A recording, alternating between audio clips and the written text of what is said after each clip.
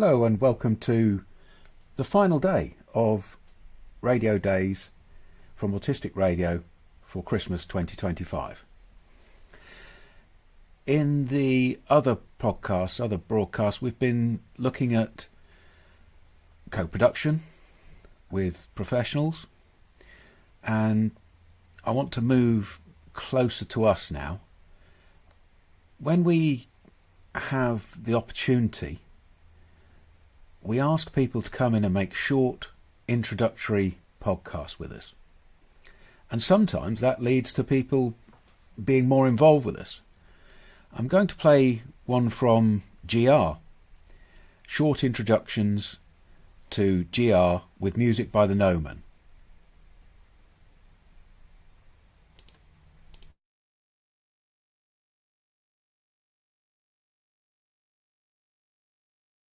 We speak our words, we listen.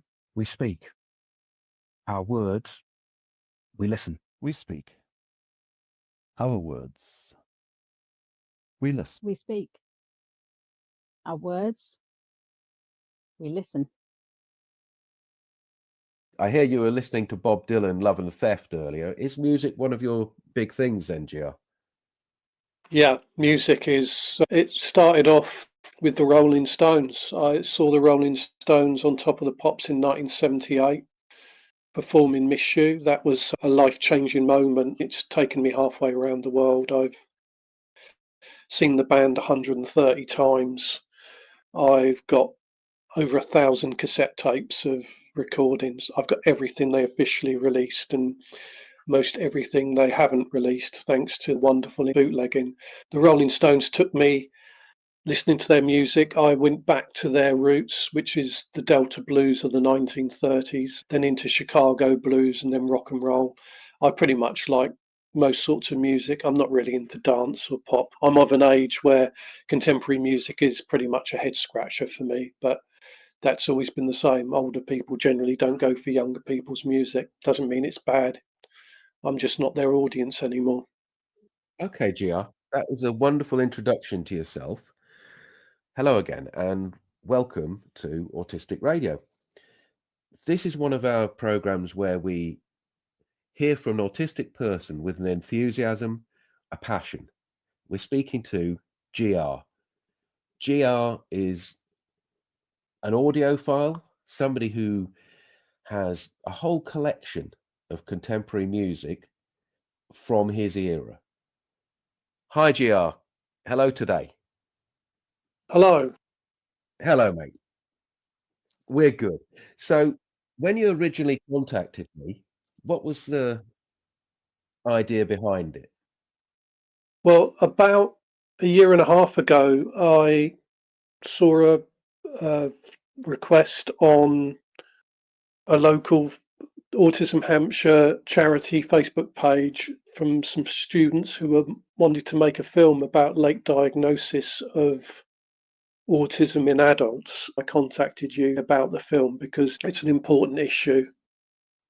Okay, I'm going to play it and we're going to see where we go from there. Our lives may seem eccentric and weird, but they have meaning and value. My name's Gary Robertson. I'm 62 years old. I was diagnosed with autism at 53. And I wrote some lyrics, which I called Autism Man, which Kilmarnock's finest cult band, the No Men, recorded.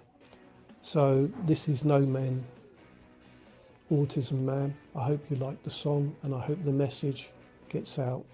We are neurodiverse, we are here. Our lives have meaning and value, even if they seem weird and eccentric.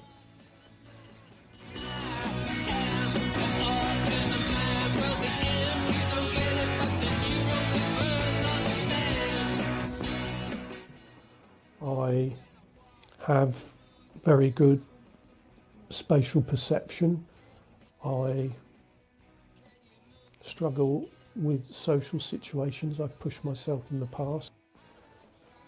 No handshaking.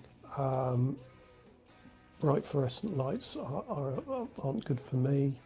Sudden noises aren't really good for me.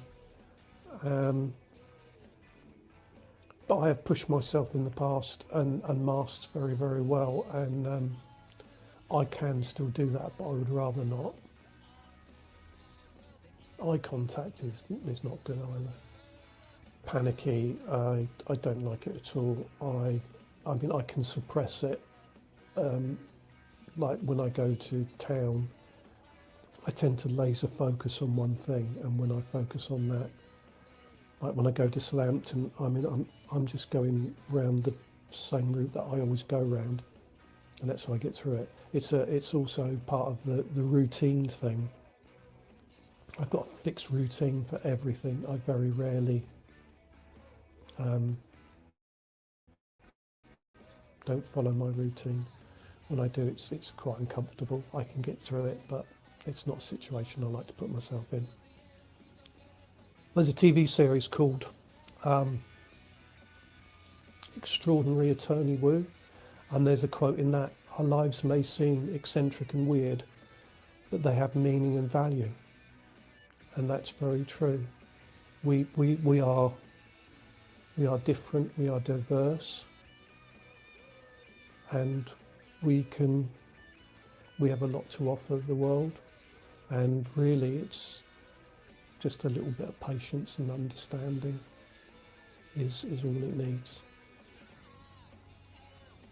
The Serendipity group is what you want it to be, really. I just tend to sit and listen to people talk. I do talk. It means I find out about other people with the same condition as I have, and I can just go there and sit there, and I can just learn about other people, and doing so learn about myself.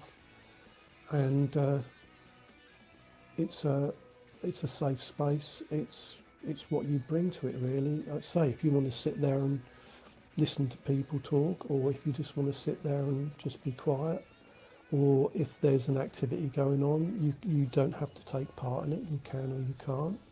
It's just a pressure valve, really. You can just relax.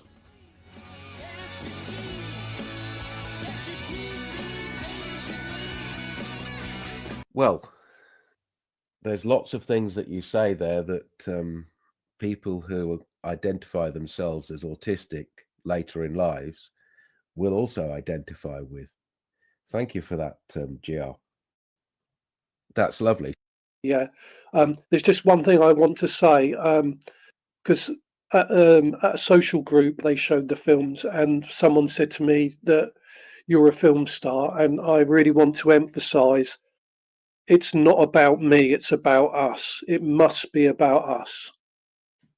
I think that's a lovely sentiment that you're expressing there. And it really fits with what we're doing here, GR. Autistic Radio is about us. It's not about any of the individuals involved, even though at different times they speak their own truths that might be different from each other. In A Late Discovery, there's a part where Charlotte, the director, who's on the spectrum as well, she asks me why I did the film, and I said because I have a voice and some of us don't have a voice, and I think I'm reasonably articulate and some of us aren't articulate, so sometimes one of us will have to speak for the situation that we are in. You've got a lot of support here in the text. We're playing in the band, says somebody. Hear, hear, says another. And you use the word serendipity, which Raymond particularly likes as one of his favourite words. Yeah, serendipity is the name of the social groups that are organised by Autism Hampshire. Yeah, it is a nice word. There are certain words that I really don't like and I don't like to say. Funnily enough, I don't like the word autistic simply because it sounds like a sharp, stabby word. But I like the word autism because I think it's a smooth flowing word, but hey, that's just me. I like what you're saying there. I empathise with what you're saying there because the sound of a word is important.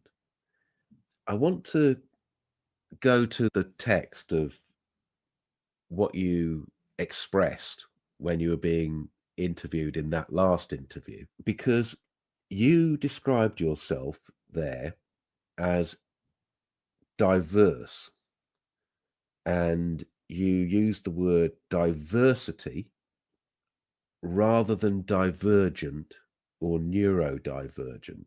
Is that a purposeful decision? I will use the term ND, but I will use it as neurodiverse. I don't really use the word divergent. It seems slightly derogatory. You are diverging away from the norm, whereas I think diverse is a more inclusive term. But it's down to what they want to identify with. If someone says they're neurodivergent, that's fine. The only term that I really do not like at all is Asperger's, because of the historical connotations of that word.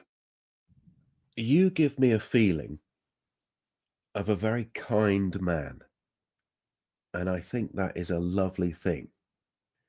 So when there are people listening to this broadcast and they have a very strong preference for the word neurodivergent, I hope that they will be kind to you, because even though in the dictionary diverse has synonyms like divergent, and it can be used in different contexts to express how a person feels, there is a movement for people to only use very specific terms and not allow people to choose terms and not allow people to use common usage of words.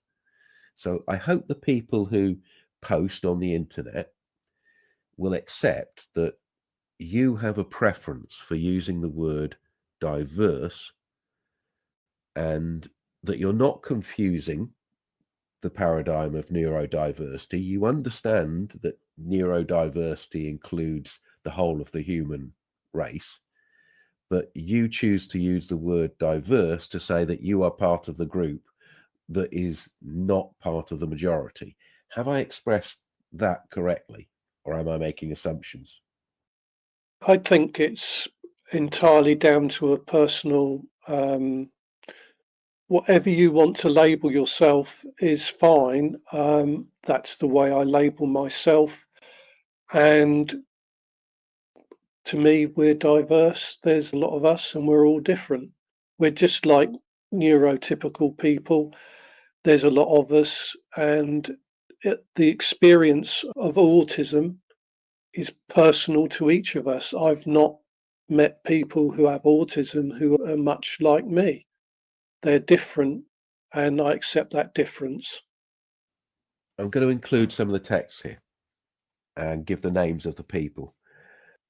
Raymond originally said, "Hey, we're playing in the band," and feeling is communication. He also says that diverse is open. As a word, it feels open. Robbie says, "I won't use Asperger's for the same reason as you." Robbie says, "I won't use Asperger's for the same reason." Ray comes back with, "The dictionary is just a toolkit, a palette." I like that metaphor. Painting with words, using words in poetic ways and not sticking to rigid meanings, I think is quite a big part of communication. And you're being described here as very insightful. I hope that means something to you. It's very humbling. I just consider myself, with the Hampshire Autism film and the Autism Man song, I have been labelled an autism advocate, and I'm just someone with autism who can talk about it and who can clearly describe how I feel and what it means to me. When I wrote the lyrics for Autism Man song and I read them out at a serendipity group, one of the people there was saying, "That's me, that's me." I'd never really thought beyond just getting those words down on the paper to get the song written in a way that would communicate really with the neurotypical people. What you represent to me, Gary, is an identifiable group of autistic people with autism who are in their middle age, they're male, they have a gentleness about them and a consideration about them and a kindness about them. And I think that's a very positive representation of autism. So just being yourself, for me, is advocacy. I also think that kindness is people, when someone's kind to you, there's a deficit that you now owe a kindness to someone else. And when you're kind to someone else, that will balance your karma or whatever you want to call it. For example, like the other week, I went to my local supermarket and there were no shopping trolleys down by the entrance, and there was an old lady on crutches and she said, "I can't see a trolley anywhere." I'd wheeled one down from the other end of the car park, and I said, "Well, that's okay, you have this one." And I just walked back and got another shopping trolley. I mean, it was just something small, but you know, being kind isn't necessarily curing a disease. It's just a small act, and it can make a lot of difference. It can make a lot of difference for people. So don't think that kindness has to be big and massive and huge and it's a Hollywood production. Kindness can be just something small. Yeah, I had this 12-bar blues in my head for a long time, which was the chorus. And I contacted a musician I know called Dave Renegade, and he said you should send that to the No Men. I've been an avid fan of the No Men for about 10 years. And I said, here's a 12-bar blues. I just had the chorus. Alan No Man sent me this instrumental, and he said, here's the tune, write the lyrics. It took me 2 days to write those lyrics. They did their No Men magic. So if it had been a blues, I think it would have been a lament. They've done it in a very rocky way. It's very Rolling Stones, Primal Scream, Iggy Pop.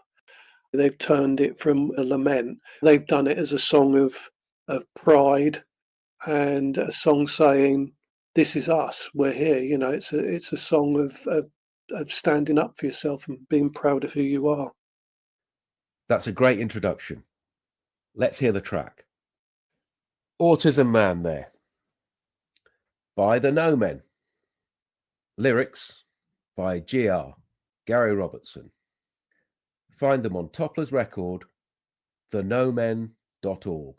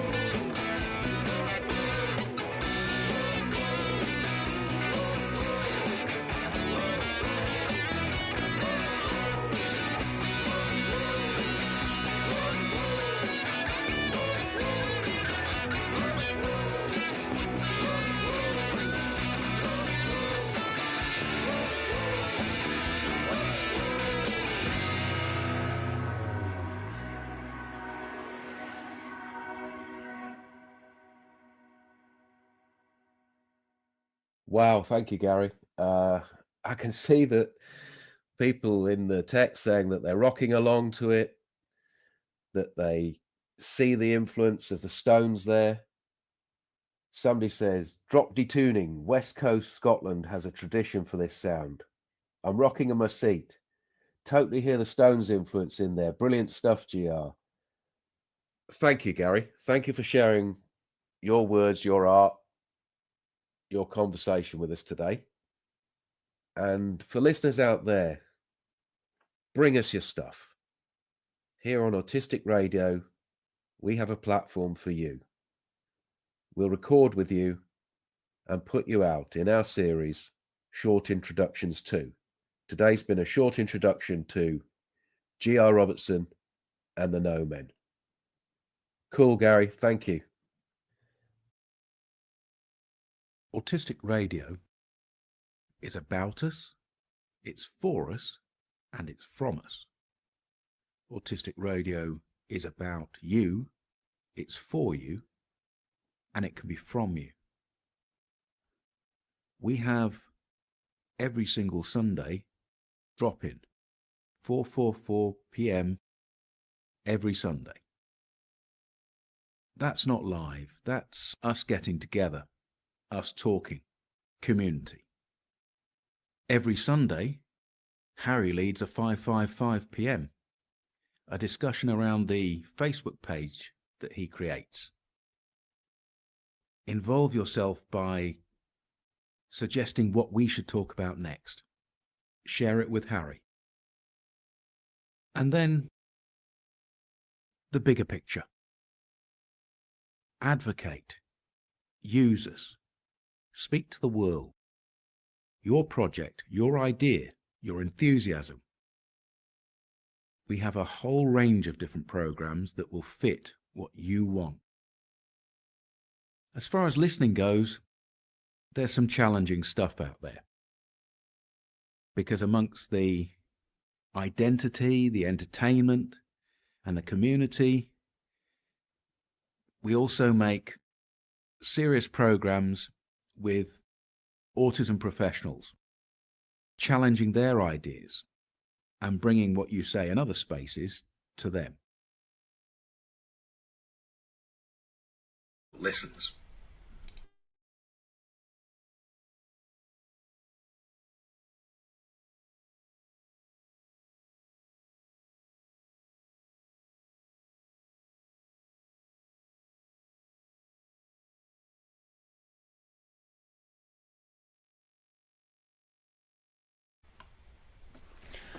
I really enjoyed it listening to that again.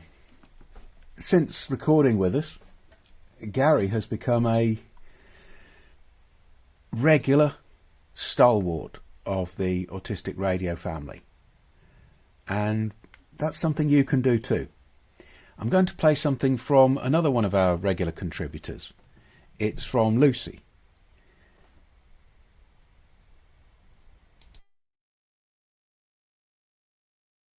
We speak our words, we listen. We speak our words, we listen. We speak our words. We listen. We speak our words. We listen. Hello again, and thank you for joining us again. As you know, Lucy is one of our regular contributors here, and we started a conversation with her about her advocacy work. Are you ready to tell us the inside of that now, Lucy? Absolutely looking forward to this part. We heard that you were picked out a professional who was there to support you. They had seen your communication skills and they were pushing you forward, pushing you to say, will you come and speak to a group? How did you feel about that? Both intimidated and really excited, because obviously standing up in front of a group of people, whether it be big or small, it doesn't really matter. It takes a lot of push to do it, even for the normal person. I was a sort of, okay, what's that going to look like? Because I do like to think things through to that degree about how things are going to look and feel. But then again, it's very exciting because I've got so much experience, and my whole life has been an experience of neurodiversity, right from when I was born with my father. And I thought, I've got so many stories. I've got so much that I keep in my head. So this is an opportunity for me to both educate others and to find a place to put my experiences. So what does advocacy look like when you are invited by the professions to have a space where you can speak out? It looks like I walk into a new set of people and a new environment where I need to speak. I am very aware of my surroundings, and physically there is adaptation you have to make there, and you have to really think through what this is going to look like, how you're going to speak to them. You can't really do any pre-preparation. I found that trying to be prepared sometimes is a waste of time because it's the unexpected stuff that you've got to deal with. I've got my patter. I can reel off all my life experiences, but my idea is interaction. It's not just me giving a speech. It's an interactive experience. So there are lots of faces looking at me. There are a lot of different voices that are going to be coming at me. And I think the term is gird your loins and screw your courage to the sticking place. I think that's Shakespeare. And just say, whatever happens here, it's fine. I could do well here. I could do badly here. It's fine. I'm not going to come out of this feeling bad. I'm going to be all right. Everything I'm hearing here sounds like a challenge. Everything I'm hearing sounds like you're screwing up your courage. You're taking some kind of mask with you and having to negotiate how much of the real Lucy is on show and how much you are coping with everything around you.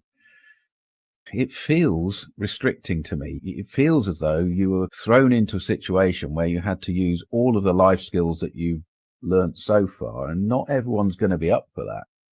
The first time I walked into a situation, I was actually in a training session, and everybody was going around the table and they were introducing themselves one by one, and I was part of that as well. And I hate doing that bit where they say, tell us something about yourself.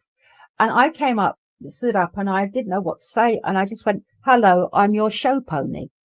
I'm going to be the person who's going to just kind of show you the way. And it is always a challenge. Yeah, it is always a challenge, but I need challenge. I need it. I spent a lot of my time before this just sitting with this, keeping my own counsel. So it's now a thing where I can go into a room and do it. And I do call myself a show pony, and people can kind of treat me and speak to me. I don't mind, but everything is a challenge. Everything is energy, and everything is just being able to just breathe and get through it. Yeah, I'm hoping here that when you advocate on Autistic Radio, it's a simpler and an easier, less stressful circumstance. I go out and give presentations in front of rooms of people, and my experience of the two is that I would far prefer to be here. But to be an advocate, sometimes you are forced into these non-autistic spaces, and it is, like you say, a show that you're putting on, a performance that you are putting on, because that is what is demanded of you.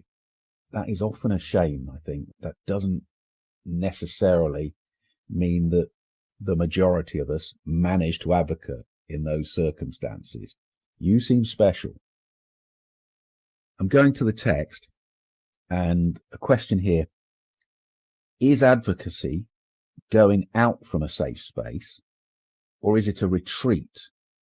It's coming out of a safe space for me. I'm going out from my safe space and being exposed, I guess. Suddenly I'm not surrounded by familiarity, and I'm not doing my usual daily routine. It's a break. I'm coming out of my space into the world. Yeah, I feel quite exposed when I'm out there, but I'm learning to live with that a little bit. Whatever happens from this point out, I can't always have complete agency. I don't know what's going to be out there. I've got to just do this. Whatever happens here, it's going to be all right. The same person has texted. So advocacy as a thriving structure, not necessarily as a job. Advocacy is not your job, but do you see it as part of thriving within your own autistic identity? Is that the place it takes for you? Yeah, it's a really difficult one. This is not my job. It's almost like a thing I do because I need to be out there and share all this.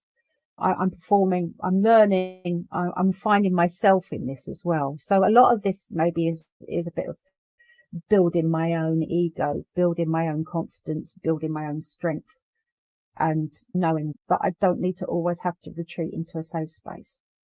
And they've responded to you by saying that to them is the real job, and job is in capitals. Another texter says that they, when feeling a bit stressed, public speaking, they always use humour to lift the tension in the room. I heard you saying to them right at the beginning that you were the show pony. So did that get a laugh and then ease things and move on? Yeah, it's true. If you could be a bit humorous and light-hearted about it and go, I know why I'm here. You've invited me here for a reason. I'm not sitting in a room of non-autistic people and answering questions for any other reason. I am the show pony. I'm the, hey, come on. We all know, we know what my role is here. You're going to be now asking me difficult things about my autism, and I'm going to be showing off a bit, really. I like to be a show off in these situations and be able to make people kind of, I want people to like me, because I don't think that's terrible. No, that's not terrible at all. I don't get the sense that you're being self-deprecating here. I know that a lot of autistic people, to make a joke, often almost turn it on themselves and say, well, that would be me. You know, I would catalogue everything in alphabetical order. You can now laugh at my autism, and then we'll feel that the tension has been relaxed. And I remember seeing one of the comedians who I can't bring immediately to my mind, and they said that they had decided that it was very important for them not to be self-deprecating about their autism and not to use that kind of humour, that they had to ensure that they were putting out a strength and a positivity and not going for the easy joke. Does that figure in what you're saying? Yeah, I understand that there is a little bit of self-deprecation in that. That, you know, it's about making the space comfortable, isn't it? The big thing is that they don't know what they're going to say to me. I don't know what they're going to say. You know, I don't know what they're going to say. So maybe a little bit of self-deprecation is handy, where we can get the level in the room from being just people staring at you to people actually wanting to join in with you. I don't want to come across as cold or unapproachable. So the best way to do it is to find a place where we can have that little bit of, okay, it's fine. We're all going to be fine here. It's not that serious. This is just discussion. And a texter here is saying, this is very stimulating. This latent creative energy that you're engaging with. They visualize you, Lucy, as having a creative need through her life and through her experiences and education that you're now expressing through advocacy. So advocacy for you is an art form that you're developing. Yeah, and there is a kind of a creative need in me. I've always been like that. It's having a way of expressing yourself. Self-expression is really important, being able to kind of make your mark. And you need to, I think there's a little bit of that in all us autistic people. I think we're creative thinkers, and we think in a really interesting and diverse way, and that's a great thing to be. Yeah, you've just been agreed with in the text, and with many in the community, somebody texts there. So let's get down to the nitty-gritty. Our contribution through you is this art of advocacy. How does it fall? What happened over the period? My first experiences were tentative and grounded within quite an autistic friendly space. I was then invited to go forward a little bit further. The same person who actually put me in touch with the counsellor as an expert by experience also got in touch with somebody who was looking to find somebody to help them bring the message of autistic people into the wider world. So I was given an opportunity to be part of a group where I was going to be consulting and helping and shaping the way that they're going to portray. They wanted to put together a mental health autism help sheet. I was going to be consulted on that and giving them a proper autistic view. So I sat down with them and I told them my story, and I explained to them that I'm always looking for chances to push forward and speak to people, and that I've got a lot to tell. And they invited me then into their group. And I've been working with this particular group now for about 3 or 4 months. We've done a lot of things together. And I feel like every time I go there and I speak, it feels really nice to be part of a group. It's nice and structured for me, which is fantastic. I can sit there, and if they want to pick my brains, I'm there for it. And I feel really open there now. Every time I go there, I feel like I can speak. It's come to a bit of a climax now where we're getting to the other end of this project. So your in has been this group. You've built a confidence and a comfortability with the group. Where did it lead from there? I guess it was a testing ground to start with, meetings in the evening, and we discussed it all. Now, their target and their mission really was to get through to the Autism Acceptance Month part. They work in women's health. That's what the group I work with do. So they were looking to try and be part of the Autistic Acceptance Month by putting together a kind of a help pack for people, like something where they could seek information. And so that's where what we were building towards. Now, that came to fruition, obviously, at the beginning of this month, when we put together all our resources. I had written some pieces on misdiagnosis. I'd written some pieces on my story. I'm happy for my image to be used and my words to be used. And then we built together a little stage for us in a library near my home, where we could put together our literature and try and talk to the general public, people who are just using the library, and find a little community hub for us. That's where we were going with this. Now, that has been done. When they were putting together a talk. Now, there are a couple of autistic women within this group, and they did their own talk, and I came along to that. But through that opportunity, I found that there was also a film crew that had been asked to come along and maybe document some of this for local news. And I wasn't really prepared for that, but I was asked by the lady that was organising everything if I wouldn't mind just ad hoc going in, sitting down and being interviewed for the television. Now, I was a little bit about that because it's, having a camera pointed at you and 3, 2, 1 and you're on was quite difficult, but I did that. That was fine. I discussed how I feel that we're now in a place where we can have discussions about neurodiversity. We can have discussions about autistic people. Through this month, I know it's not everybody's cup of tea, but it is raising awareness and being able to say that we're open to conversation and we're open to speak to the world about who we are and what we do and how we think. So that was great. I did get that done, which was a tick in the box for me because I wasn't expecting to be able to cope, but I did. And then after that, I found myself interviewed for local newspapers as well, having to find words for everything. I found it a challenge, but it's not too much of a challenge. Once I get going, I'm fine. But from there on out, I also spoke to some of the general public. I was on this stall with a big photo of myself behind me, so everybody could see who I was. And it was great. I was having conversations with real people, having a first real kind of interaction with an autistic woman.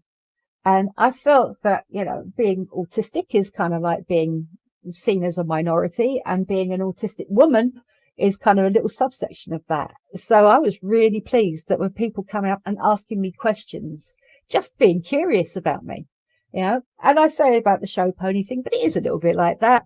But it's just nice. I just felt really good that I was having a genuine conversation with somebody who was very interested in what this neurodiversity thing was about.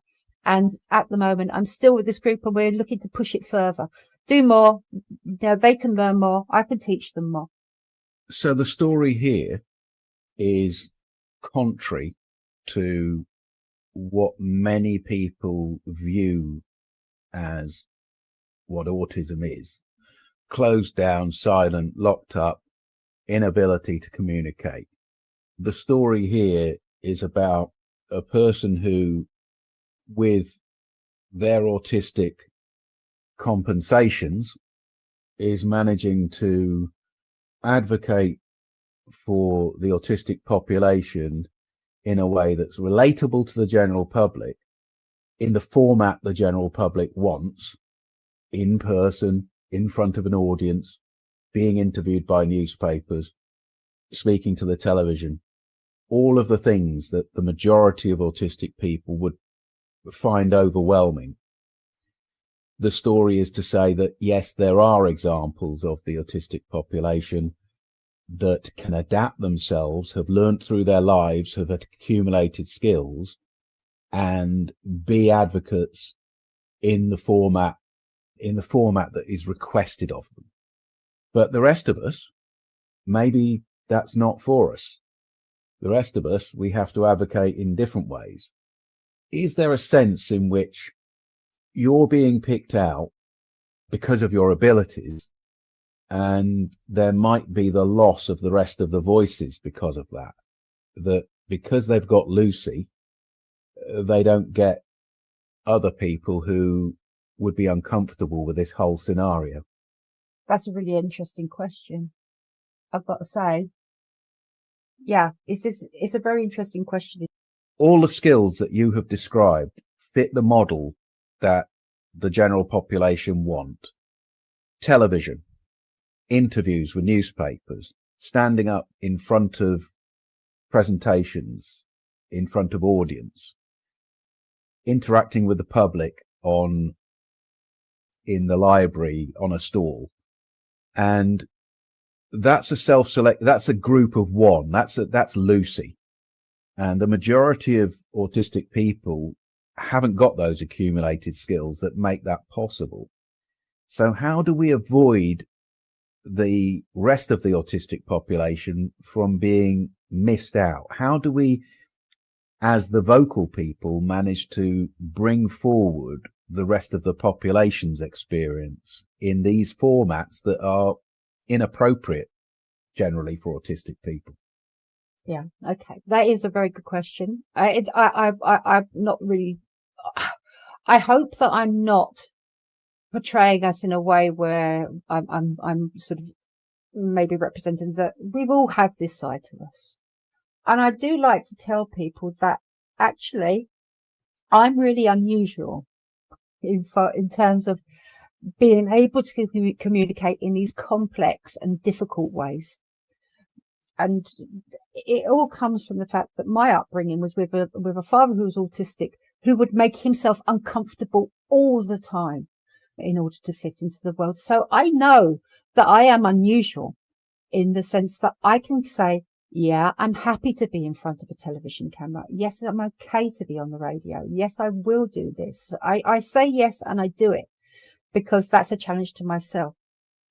But I do point out that I have these skills because I've taught myself these skills. They're not in everybody, and they certainly weren't in me to begin with, but I'm getting there and I'm learning. But what I am is a representation of everybody around me, all the autistic people I meet, you know, all the people that I'm kind of mixing with in these, like on stalls and things. I like to remind them that there are so many people who will not do this, who cannot accept, you know, being out there in the public. And I try and make it known that what I'm doing is something that's a bit different, that's a little bit more complicated than the usual autistic experience, because I push myself into difficult places, always mentioning that push, always having to say, this is not always comfortable for me, but I'm happy to live with the discomfort. Normally I leave the last word to the main contributor, But in this case, I'm going to go to the text because I think it's quite an important place to leave our conversation together today. The texter says, "It's strange how inclusion can itself seem to create exclusion, and maybe vice versa."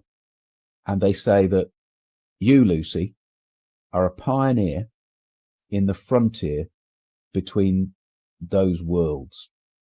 You can hear Lucy here on Autistic Radio regularly in the 444 drop-in recordings and also occasionally in the 555 Spectrum Voices, Harry's Facebook conversations. If you have a version of advocacy that you want to describe here on Autistic Radio, speak to us, text us, work out a way that we can cooperate with you to have your advocacy put out through our medium. And thank you for listening today. Thank you, Lucy. Thank you, Jules. It's been good.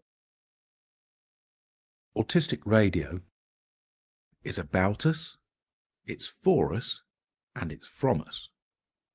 Autistic Radio is about you, it's for you, and it can be from you. We have every single Sunday drop-in, 4:44 p.m. every Sunday. That's not live, that's us getting together, us talking, community. Every Sunday, Harry leads a 5:55 p.m, a discussion around the Facebook page that he creates. Involve yourself by suggesting what we should talk about next. Share it with Harry. And then the bigger picture. Advocate. Use us. Speak to the world. Your project, your idea, your enthusiasm. We have a whole range of different programs that will fit what you want. As far as listening goes, there's some challenging stuff out there. Because amongst the identity, the entertainment, and the community, we also make serious programs with autism professionals, challenging their ideas and bringing what you say in other spaces to them. A lot of those are difficult listens, but it's a holistic gathering. It comes all together. Autistic Radio is very varied. We need a favour. To encourage us, we need you to share us. When you share us, you give autistic people power. When you share us, you make us impossible to ignore. When you repost on LinkedIn and Facebook and anywhere else, you're advocating for everybody in the autistic community. So pick the things that you're happy with and get them out there. So thank you. Thank you, thank you. Thank you from all of us.